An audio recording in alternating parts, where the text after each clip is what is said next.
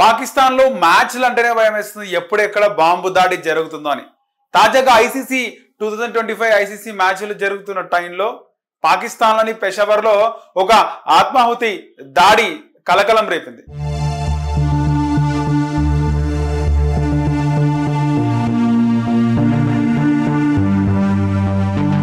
అక్కడ పెషావర్లోని స్థానిక మస్జిద్లో నమాజ్ చేసే క్రమంలో ఒక సూసైడ్ బాంబర్ దూసుకొచ్చాడు. ఏకంగా ఆత్మాహుతి చేసుకోవడం, 10 మందికి పైగా గాయాలు కూడా అయినాయి.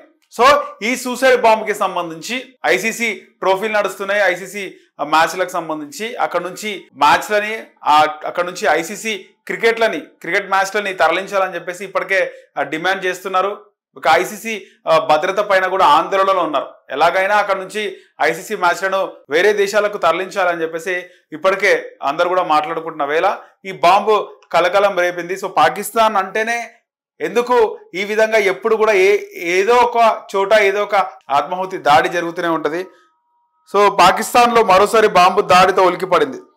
పెషావర్ దారుల్ ఉలూమ్ హకానియా మదర్సాలో శుక్రవారం ప్రార్థనలు జరుగుతుండగా ఓ సూసైడ్ బాంబర్ దూసుకొచ్చినట్టు తెలుస్తోంది. తనను తాను పేల్చుకోవడంతో భవనం ధ్వంసమైంది. 5గురు మరణించారు, 10 మందికి పైగా గాయపడ్డారు.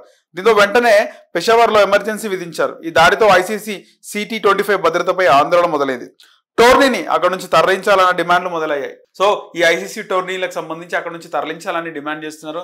సో దాదాపు 5 మంది పైగా మరణించారు. సూసైడ్ బాంబర్ నమాజ్ జరుగుతున్న టైంలో అక్కడికి దూసుకురావడం, ఏకంగా బాంబు పేల్చుకుని 5 మందిని కూడా తనతో పాటు ఆత్మాహుతి దాడికైతే పాల్పడ్డాడు. సో ఇలాంటి ఆత్మాహుతి దాడులు మనం గతంలో చాలా చూసాము. సినిమాలో కూడా ఇలాంటి ఆత్మాహుతి దాడులు చూస్తుంటాం. సో ఇంకా కూడా పాకిస్తాన్లో ఈ కల్చర్ ఇంకా కొనసాగుతుంది. సో ఏదో ఒకటి దాడి చేసి మనతో పాటు ఇంకా వేరే వాళ్ళని కూడా చంపేయాలి అని ఒక ఈ ఆత్మాహుతి దాడి 2025లో కూడా కంటిన్యూ అవ్వడం చాలా విచారకరం అని చెప్పుకోవాలి.